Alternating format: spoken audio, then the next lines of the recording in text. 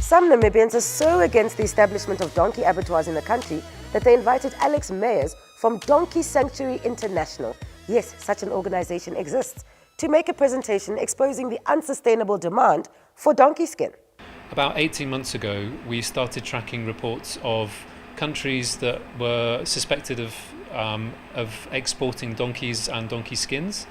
Sometimes live, we were hearing reports of donkeys being exported by sea, and we were thinking, goodness, that sounds horrific for the welfare. There's no way that can possibly be acceptable for donkey welfare. So we investigated, and it turned out to be nothing. And we kept watching, we kept an eye on this situation to see what was happening. And as we were watching, more and more things started to happen, and more of the rumours started to turn out to be true. So in certain countries in East Africa, slaughterhouses started to be built, not for the meat particularly. The meat has very low value. It was specifically for the skins. We started to do some research and understand the situation, and it took us about 4 or 5 months to put together a report, which I've got here. This report was launched in January this year, and shows the scale of the trade in donkey skins and the devastation that it's been causing across the world. So how that manifests itself in most countries that are facing this issue are theft of donkeys from communities that rely on them all the time for their water, for their access to livelihoods, access to fields. Those donkeys are taken away from them. They're slaughtered in the fields, so people wake up to find a carcass still with the meat on the bones, but the skin is missing. So some villages have woken up to find the entire village of donkeys, 30, 40 donkeys have been stolen in the night, and the access to the outside world, the access to water, suddenly takes a huge dent. And of course, the welfare of those animals, which is really where our hearts are as welfare organisations, the way those donkeys are sourced, transported and killed is extremely concerning. That, combined with the effects on the people that rely on them, is quite a storm. As we've been tracking this, and as we've been talking to more and more governments and more welfare organisations around the world, more and more humanitarian organisations around the world as well, people are starting to realise that actually this trade is very severe. So in the world, there are around 44 million donkeys, according to the FAO. The trade in skins at the moment, the annual supply of skins to the donkey skin trade is about 1.8 million, but the demand is more like 4 to 10 million per year. The numbers don't add up. So if the trend continues as it is, the world runs out of donkeys within a few years, and we're particularly worried about places like Namibia.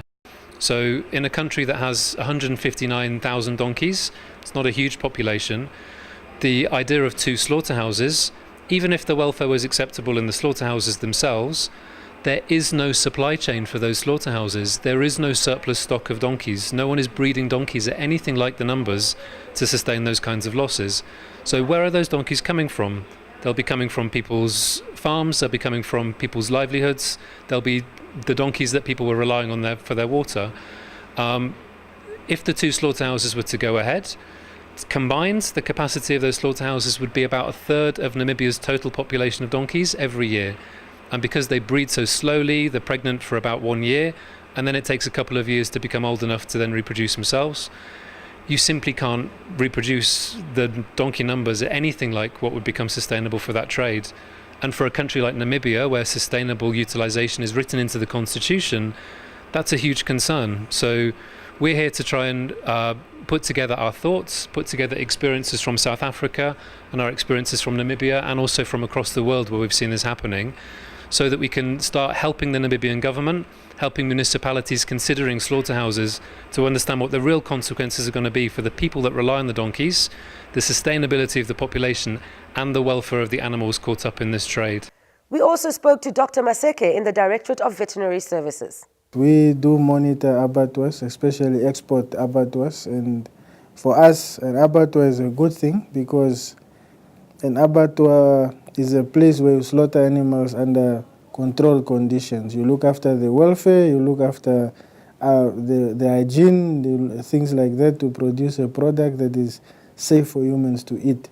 But I think the big issue that we have with this donkey abattoir, or it's a new species. It's not been explored to the extent that these people are proposing it be used. And we have concerns that it won't be sustainable. There are examples in other countries where this type of abattoirs, especially if they are focused on export markets, have destroyed donkey populations in those countries. Donkeys for us are an important resource. As a ministry, our job is to conserve the Namibia's fauna and flora. So if there is a possibility that a species might be extinct because of economical overexploitation, we have concerns about that. We also have concerns then further that if that species is exploited, overexploited and disappears, there are people that will suffer, people using that for transport, using that for plowing the fields, others using it even for food, will not have food.